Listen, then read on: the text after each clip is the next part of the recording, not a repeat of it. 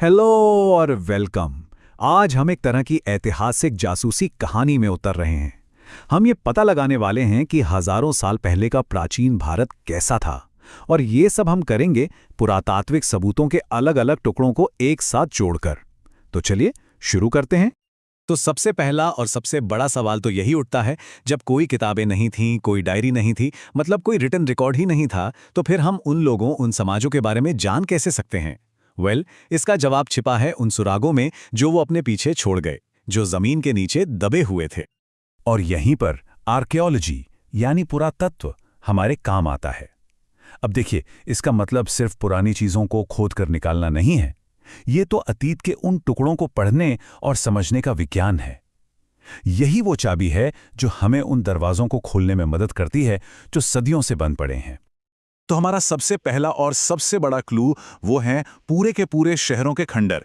ये सिर्फ ईंट और पत्थर का ढेर नहीं है, नहीं, ये तो इस बात का एक ब्लूप्रिंट है कि समाज कैसे ऑर्गेनाइज था, लोग कैसे रहते थे और उनकी प्रायोरिटीज क्या थीं। चलिए देखते हैं कि ये शहर हमें क्या बताते हैं।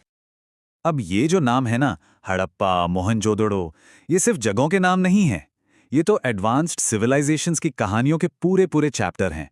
जरा सोचिए, हड़प्पा और मोहनजोदड़ो में आज के मॉडर्न शहरों की तरह ग्रिड पैटर्न वाली सड़कें और ढकी हुई नालियों का एक कॉम्प्लेक्स सिस्टम था। कालीबंगन हमें जूते हुए खेतों के सबसे शुरुआती सबूत दिखाता है, और मेहरगढ़ तो हमें उस समय में ले जाता है जब इंसानों ने पहली बार खेती करना सीखा था।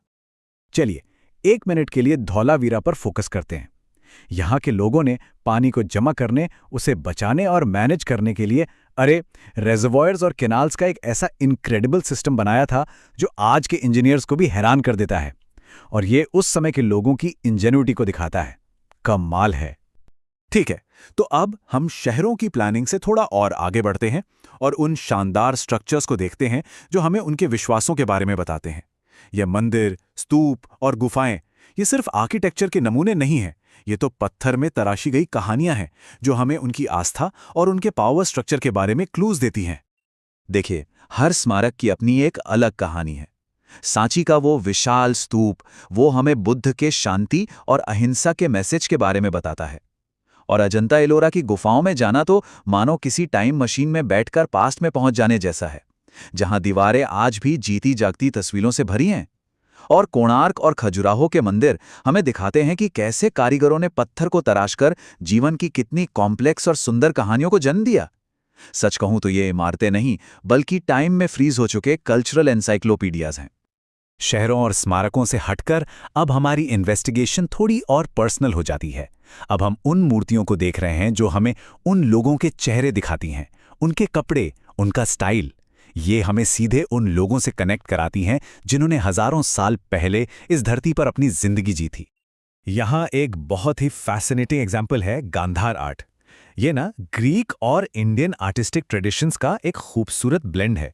मूर्तियों में आपको ग्रीक रियलिज्म दिखेगा, जिस तरह से कपड़े दिखाए गए हैं वो बिल्कुल वैसा है, लेकिन सब्जेक्ट वो प्योरली इंडियन है, जो अक्सर बुद्ध के जीवन की कहानियों को दिखाता है। ये संस्कृतियों के संगम का एक परफेक्ट एग्जाम्पल है। अब गांधार से बिल्कुल अलग मथुरा आर्ट स्टाइल ने अपनी एक अलग ही एकदम भारतीय पहचान बनाई। यहाँ की मूर्तियां ज्यादा लाइवली और अर्थी हैं, जो एक ऐसी आर्ट स्टाइल को दिखाती है जो बाहर के इन्फ्लुएंसेस से मिक्स होने के बजाय अपनी ही जड़ों से निकली थी। तो पॉइंट ये है कि ये आर्ट स्टाइल्स हमें कल्चरल एक्सचेंज और आइडेंटिटी के बारे में बहुत कुछ सिखाते हैं। और अब हम आते हैं अपनी इन्वेस्टिगेशन के आखिरी पड़ाव पर, जहां हम उन छोटी छोटी चीजों को देखते हैं जिन्हें लोग पीछे छोड़ गए। मिट्टी के बर्तन, औजार, मोहरें, ये सुनने में भले ही मामूली चीजें लगें, पर यकीन मानिए ये आम लोगों की जिंदगी के बारे में हमें राजाओं और स्मारकों से कहीं ज्यादा बताती हैं। जरा इन चीजों के बारे में सोचिए, जैसे मिट्टी के बर्तनों का स्टाइल, वो हमें ट्रेड रूट्स और कल्चरल इन्फ्लुएंस के बारे में बता सकता है।